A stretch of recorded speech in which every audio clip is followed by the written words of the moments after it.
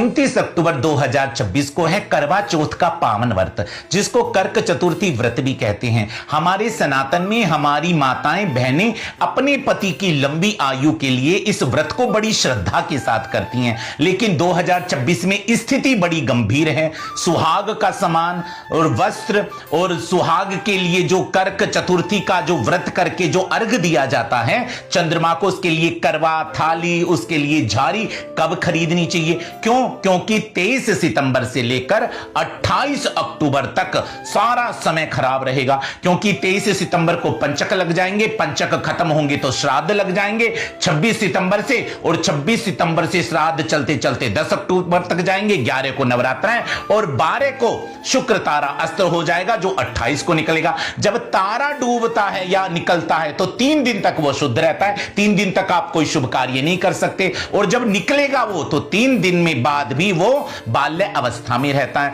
तो इस स्थिति में बेटियों को सुहाग का सामान कैसे भिजवाना है, खुद सुहाग का सामान कब खरीदना है, वस्त्र कब खरीदने हैं, सिंदूर कब खरीदना है, मेहंदी कब खरीदनी है, चंद्रमा को अर्घ देने के लिए करवा कब खरीदना है, तो उसके लिए सभी माताओं से बहनों से निवेदन है कि यदि आप सच्ची निष्ठा के साथ में करवा चौथ का व्रत करती हैं तो केवल सितंबर के महीने में 2 ही शुभ मुहूर्त हैं जिसमें आप अपने लिए वस्त्र, सुहाग का सामान, करवा, अर्घ देने के लिए, पूजा के लिए दीपक और थाली आदि खरीद सकते हैं। वो 2 शुभ मुहूर्त क्या?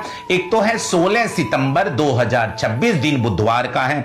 इसमें राहु काल रहेगा दोपहर के 12:30 बजे से लेकर 2 बजे के बीच में। आप ये सामान ना खरीदें, 12:30 बजे से पहले खरीद लें या 2 बजे के बाद में 16 सितंबर को सुहाग का सामान, वस्त्र, पूजा के बर्तन खरीद लें। दूसरा शुभ मुहूर्त है 21 सितंबर 2026 को, दिन सोमवार है। इस दिन भी आप सुहाग का वस्त्र, करवा चौथ की पूजा की वस्तुएं सब खरीद लें, लेकिन इस दिन राहु काल रहेगा 21 सितंबर दिन सोमवार को सुबह के 9 बजे तक, तो 21 सितंबर को 9 बजे के बाद खरीदें। मेरा निवेदन है सभी माताओं से कि देखिए इस समय केवल 2 ही दिन का समय है जिसमें आपने अपने सुहाग के लिए वस्त्र आदि सुहाग का सामान भेजना है, और जिन्होंने करवा चौथ भेजनी है वो भी या तो 16 सितंबर को भेज दें या 21 सितंबर को भेज दें, क्योंकि उसके तुरंत बाद पंचक लगेंगे, पंचक के बाद में श्राद्ध लगेंगे, श्राद्ध के बाद में तारा डूब जाएगा 12 को। आप कहोगे 11 तारीख अक्टूबर को खरीद लेंगे, 12 को तारा डूबेगा तो उसके 3 दिन पहले वो तारा शुद्ध हो जाएगा तो भी नहीं आप खरीद सकते।